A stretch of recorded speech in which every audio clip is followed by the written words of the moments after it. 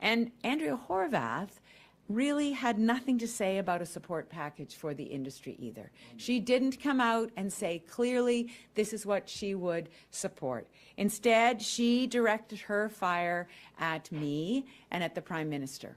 And that's the point that I just want to make here. We are a few days away from an election. And regardless of the outcome, whoever is the Premier of Ontario has to take on the challenges that the people of Ontario are facing. And one of those challenges is that our trade relationship with the United States is under attack. So it is absolutely the responsibility of every candidate for the leader of this province that they understand the work that has been done, they understand the importance of the connection, and they have some thoughts and a plan for what they would do going forward. So for Andrea Horwath to say that what she would do is go down and talk to the governors, talk to elected officials, because that's not something that I had done, just shows she has no idea. Where's she been? No idea. I've met with 37 governors. I have talked with them multiple times. I have worked with other elected leaders in Congress, and I have worked with business leaders, and I have worked with members of the Trump administration. So that's the work that I've been doing, and I would just say to both Andrea Horwath and Doug Ford, you better step up your game, because if you want to be the Premier of this province,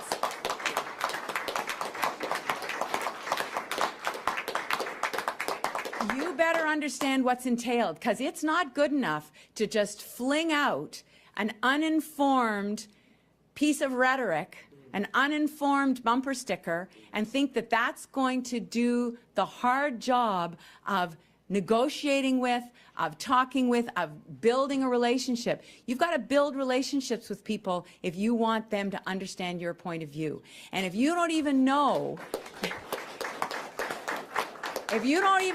that the Premier of this province has been working for months to build those relationships and to make that case, and maybe that's why Andrea Horwath has not asked one question in the legislature that I can remember on American Ontario trade relationships. But it is critical.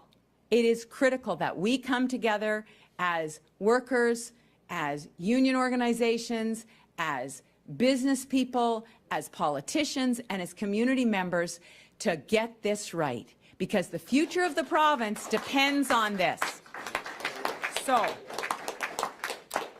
So the person who's taking away steelworkers' jobs can be found south of the border, not here. I'm fighting for them and have been fighting for them, and I will continue to fight for them, and I will continue to work to put the supports in place that steelworkers need through this challenging time, because we can't just hold our breath and hope for the best. We've got to recognize that there will be real actions that have to be taken, there will be real money that will have to be put on the table to work with the federal government to make sure that we get this right. You can't be passive. You have to be active, and you have to have an idea, and you have to have a plan, and that's what we've got, and we will continue to work to make that right. All right. So, I got no problem telling Donald Trump he's wrong. Andrea's response is embarrassing. Is that the word? That's the word I use, absolutely. Do you agree with that? I mean, I have used the word inadequate. I mean, it is not an adequate response for someone who is saying that she is ready to be the Premier of the province 6 days before an election to say, oh, well, you know, it's Kathleen Wynne and Justin Trudeau's fault that Donald Trump made an irrational decision. That is just not, that's not enough of a response. Like, you know, you just can't, you just don't get to say that kind of stuff if you're saying that you're ready to be the Premier of the province. You've got to have more. You've got to have more. There's got to be more depth there. You've got to be able to say, look, I understand that there's been a lot of work done. I understand that the Premier has gone to the United States, but here's what I do differently. Let's hear it. Bring it on. Tell me what you'd do differently. Tell the people of Ontario what you'd do differently. Because I can tell you, I've been working my backside off, traveling to Washington, meeting with governors, meeting with the people who are making these decisions, and I'd love to hear a new idea about what Andrea Horwath thinks should be done now. Because she needs... She said we needed a philosophical discussion. This isn't a philosophical discussion. This isn't pie in the sky. This is sound on the ground when you're around.